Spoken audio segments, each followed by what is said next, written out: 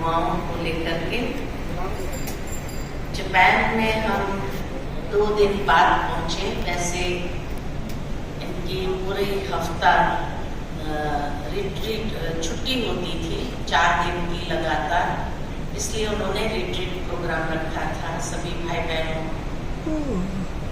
लेकिन हम 2 दिन लेट पहुंचे क्योंकि वीजा उस अनुसार मिला।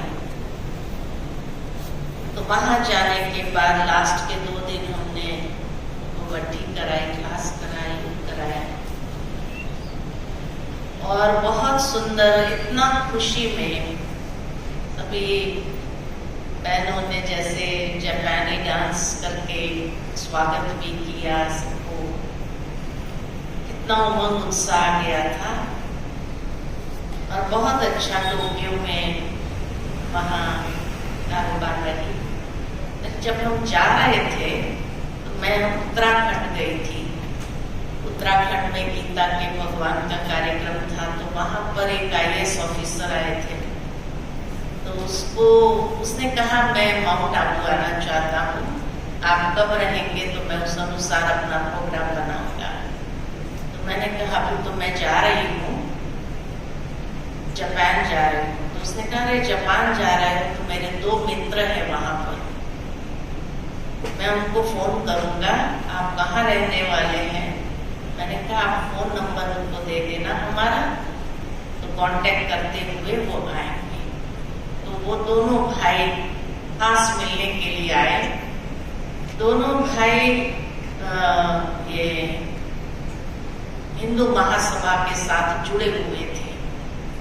तो कहते हैं जापान से जो भी टेक्नोलॉजी भारत में आती है तो उनको यहाँ पर लाने के लिए वो लोग निमित्त हैं, क्योंकि डायरेक्ट एम्बेसी इतना कुछ नहीं कर पाती है। तो ये लोग बिजनेसमैन होने के कारण वहाँ से टेक्नोलॉजी को भारत में लाते।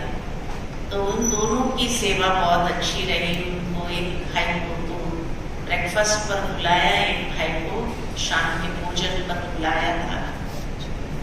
तो वहाँ परिचय भी कराया और उनको कहा। तो एक भाई तो अपना जो रिट्रीट हाउस जापान में है, टोक्यो में बहुत सुंदर रिट्रीट हाउस बनाया हुआ है और ऐसे कंट्री साइड पर बहुत सुंदर रिट्रीट हाउस बना हुआ है। तो वहाँ नजदीक में ही रहता है। तो उसने कहा मैं जाऊंगा और जरूर कोर्स भी करूंगा।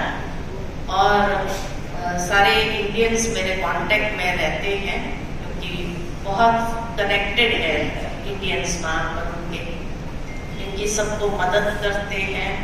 कईयों को जैसे वीजा का प्रॉब्लम होता है तो उनको भी मदद करते हैं। और एम्बेसी के साथ भी बहुत गहरा उनका कनेक्शन रहता है।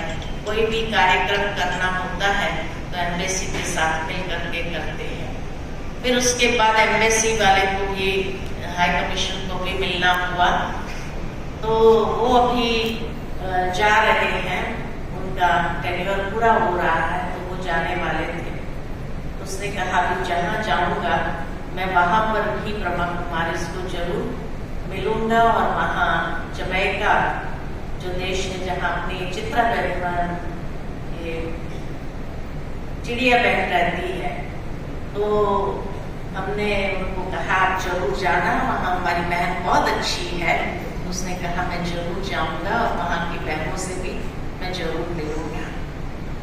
उसके बाद खास एम्बेसी वालों ने भी कहा आप लोगों के जो ब्लेसिंग कार्ड होते हैं ना वो हमें बहुत पसंद होते हैं। तो उनको बाबा की टोली, ब्लेसिंग कार्ड आदि भी दिया। काफी अच्छी मतलब टोक्यो में सेवा हुई। और वहां से फिर हम गए क्योटो जाकर के वहाँ बाबा के थोड़े से बच्चे हैं, ज्यादा नहीं है। और फिर वहां से हम गए कोबे में रजनी बहन रहती है और कोबे में बहुत अच्छा बाबा का सेंटर है, ब्राह्मण भी काफी है।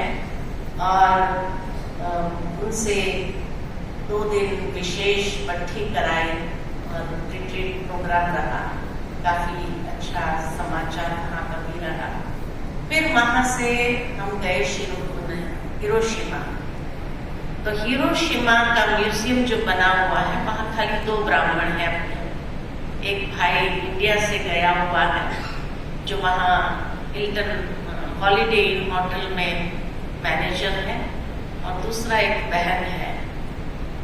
तो ये दोनों भाई बहने जो है वहाँ पर मिलकर के सेवा करते हैं जितनी उनसे होती है। लेकिन वहाँ विशेष उन्होंने निमंत्रण दिया था कि हिरोशिमा का म्यूजियम जरूर देखे। लोग आते हैं विशेष उसके लिए। तो म्यूजियम देखने जब गए तो किस तरह बॉम्ब गिरा था और कैसे वहाँ तो पूरा जैसे खंडर हो गया था। 5 नदियां थी वहां पर, तो लोहे का ब्रिज था, तो पूरा लोहा एकदम पिघल करके, जिसको कहा जाए ऐसे गुच्छा हो गया एकदम। इस तरह से देखा, और फिर वहां से देखा कि 200 माइल दूर भी लोगों की चमड़ियां कैसे निकल गई थी, कैसे बाल सारे उड़ गए थे आंखों में। एक भाई का चित्र देखा कि उसको ऐसे फोड़े हो गए थे कि वो न सो पाता था न बैठ पाता था। खड़े खड़े 2 साल, आप सोचो उसकी हालत कैसी होगी। वहां का माना वो म्यूजियम देखने के बाद एक बेहद का वैराग्य सहज आ जाता है, जो बाबा कहते हैं बहुत दुख की दुनिया है।